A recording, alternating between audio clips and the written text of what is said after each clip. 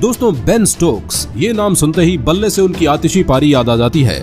ये एक शानदार ऑलराउंडर हैं। उन्होंने कई मौकों पर इस बात को साबित भी किया है। विश्व कप में इंग्लैंड की जीत में उनका सहयोग और न जाने क्या क्या। लेकिन क्या आपको पता है कि बेन स्टोक्स के सौतेले पिता ने उनके जन्म से पहले ही इनके सौतेले भाई बहन को इन कारणों से मौत के घाट सुला दिया था।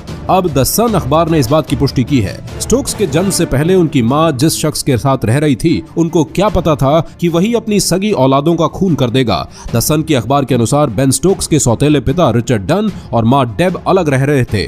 दोनों के बीच कुछ विवाद था, जिसका शिकार स्टोक्स के सौतेले भाई बहन बन गए। 1988 की अप्रैल में डेन ने जलन में 8 साल की बेटी ट्रेसी और 4 साल के बेटे एंड्रयू को गोली मार दी थी। इसके बाद उसने खुद को भी बंदूक से गोली मार दी थी। इस बात से स्टोक्स की मां इतनी हतप्रभ थी कि उन्होंने डन के कफिन को पैर से मार दिया था। इस न्यूज रिपोर्ट में कातिल सौतेले पिता की बेटी जैक्वी डन ने हवाले से लिखा गया कि मुझे विश्वास नहीं हो रहा था कि पिताजी ऐसा काम करेंगे। ये हादसा कितना भयानक था। डेब इस हादसे के बाद इतना गुस्सा थी कि उन्होंने पिता के अंतिम संस्कार में ताबूत को लात मारी।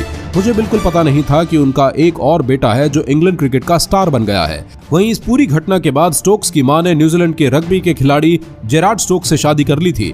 इसके बाद 1991 में स्टोक्स का जन्म हुआ। इसके बाद इनके पिता अपने पूरे परिवार को लेकर यूके आ गए थे और यहीं बस गए थे। अभी हाल ही में बेन स्टोक्स को न्यूजीलैंड से न्यूजीलैंडर ऑफ द ईयर चुना गया है। अभी हाल ही में खेली गई एशेज सीरीज में बेन स्टोक्स ने अपने बलबूते पर और अपनी शानदार पारी की बदौलत इंग्लैंड को एक एशेज मैच में जीत दिलाई थी। इसके बाद हाल ही में टेस्ट ऑलराउंडर की अंक तालिका में बेन स्टोक्स का पायदान बढ़ गया है। फिलहाल के लिए दोस्तों बस इतना ही। अगर आपको ये वीडियो पसंद आया हो तो वीडियो पर एक लाइक का बटन जरूर दबाएं।